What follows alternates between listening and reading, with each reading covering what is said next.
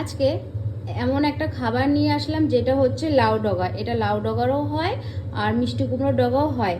তো এই লাউ ডগা নিয়ে আসলে মাথার মধ্যে টেনশন যে এটা কীভাবে রান্না করব। কেউ আলু বেগুন দিয়ে বড়ি দিয়ে করে, কেউ সর্ষে বাটা দিয়ে করে, কিন্তু সেটা বিশাল ঝামেলা। এবার শর্টকাটে যদি কিছু রান্না করতে হয় সেটার জন্য আমি কি করব, আমি এখানে লাউ ডগা নিয়ে ভালো করে কেটে ধুয়ে রেখেছি। এখানে আমি অল্প রসুন নিয়েছি 5-6 কোয়া, আর এখানে আমি লঙ্কা ফেড়ে নিয়েছি। তো এবার আমি কিভাবে সহজ পদ্ধতিতে রান্না করতে হয় সেটা আমি দেখাবো। প্রথমে কড়াই তেল দিয়ে এটাকে ভালো করে গরম করে নিয়েছি। এবার এর মধ্যে আমি দিব একটু কালো জিরে, আর আমি যে রসুন থেতো করে রেখেছি সেটা আমি এখানে দিয়ে দেব,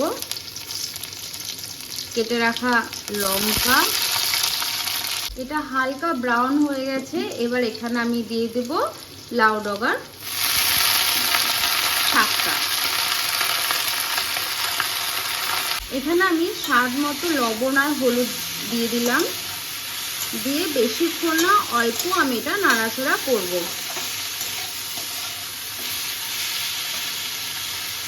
আমি ভালো করে নাড়াচাড়া করে নিলাম। এবার এখানে আমি অল্প জল দিব এই ডাঁটাগুলো সিদ্ধ হওয়ার মতো, বেশি দিচ্ছি না, অল্পই দেব।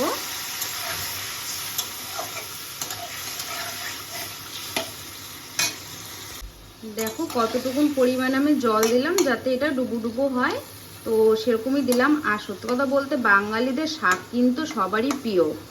তো এবার এইভাবে হালকা একটা যদি রান্না করা হয় আমার মনে হয় না খুব একটা খারাপ লাগবে তোমাদের।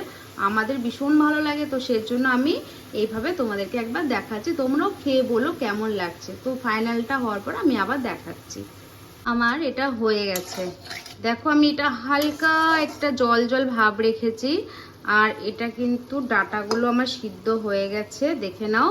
তো এটাই এইভাবেই নামিয়ে নেবো, আমার গরম গরম ভাতে এটা খাবো।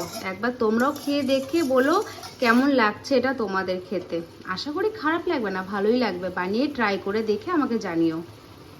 দেখতে যদিও একটু খারাপ মনে হচ্ছে, কিন্তু খেতে ভীষণ টেস্টি আর হেলদি।